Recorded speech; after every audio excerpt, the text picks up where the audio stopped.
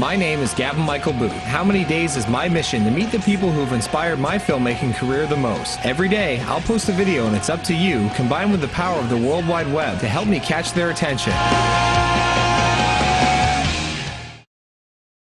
Anyone starting out in film, they're just about to write their first script, try to finance their first movie, what's the single biggest piece of advice you can give them that might save them at least a few headaches? Man, that's tough. All right. Look, there's a fine line you got to walk as the filmmaker.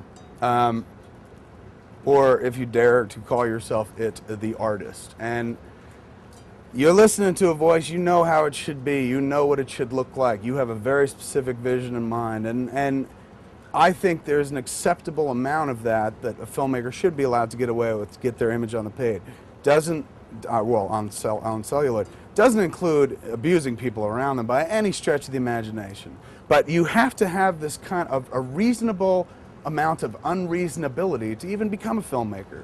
Because reasonability dictates that, like, hey man, you're not from Los Angeles, you don't work near a movie studio, you're not born to this business, you can't be a filmmaker. That's for other people. You have to have a reasonable degree of unreasonability. You have to be able to be like, no, it doesn't have to be that way. But not enough where you're like, but I'm going to change the world. Just enough where, like, I'm going to do it. Fuck them what they say. So you need a bit of that. But what you also need, the reasonable amount is the kind of key equation. Most people hear unreasonability. They're like, I can do that. I can be a prick. That's not what it's about. The reasonable amount means you have to know when to fucking, like, let shit go and what hills you're willing to die on. Because that's what filmmaking is. It's just, as a director, your job is to answer a never-ending series of questions, because everyone's asking you these questions because they're trying to make your vision come to life. So they're trying to help you, and you always have to have an answer for them. They come up to you, and you have to be able to give it to them like this. You can't sit there and go, I mean, is that important? You know, shit like that. They'll smell blood in the water and be like, I can follow this motherfucker. He has no clue. As long as you always got a fucking answer for him, it doesn't matter if it's right or wrong, because that's all subjective, right? At the end of the day, you just have to know your job. You just have to be able to tell them what you want, because they're trying to help you. I forgot where I was going with that. I got wrapped up in that for a second. Oh, unreasonability. But at the end of the day, too, you also have to be willing to accept the fact that, like, if you're making a movie for like $20,000, $10,000, there may be shit in your script or shit in your head that you feel that's the whole movie, dude. Without it, there's no point, that you might have to let go of. You have to be willing to make a concession, man. If somebody's writing you a check, that's a great thing. If it's not big enough check to do what you need to do or what you feel you want to do, then you have to come to a decision whether you're like, okay, I appreciate the offer of this money, but can you hold on to it until I have something that I can tailor into this budget? Or you look at your project and go like, how can I make it fit into these confines?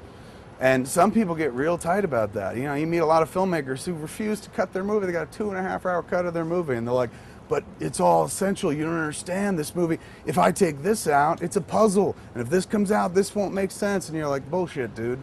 Your job is to entertain them, get the message across, move them, give them something to think about, give them something they can take away from the theater, this intangible experience that they're not walking away physically with something. It's something here and something here. But you got to get it to them as economically as possible. You can't make them sit there longer than they need to sit there, otherwise the magic starts to dissipate.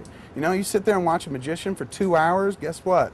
You're going to be like, I know what a fucking rabbit came from. He was stuffed in a drawer. That's sick.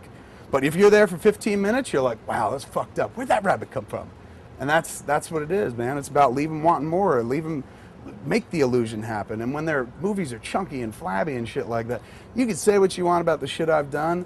All that shit's cut to the bone. I pride myself on that. I kill my babies. It's a big part of editing. A lot of people are like, oh, you have to learn how to kill your babies. I kill my baby. I cut their throats, pull their hairs out, suck the marrow and the brain out. That's how fucking serious and committed to the cut that I am. It's not about like, oh, but I believe I need this in there because this is what I want. It's like, fuck it, man. Tell the story. Tell it tight, tell it sharp, get it in front of them. Hopefully it works. If it doesn't, all right, you get another chance somewhere down the road. But it's not going to work this time because it was all flabby and run over and shit like that, because I felt like being Tim Burton, like an artist. Not like Tim Burton makes long movies. Except but just artsy. They just seem long when they're not so good.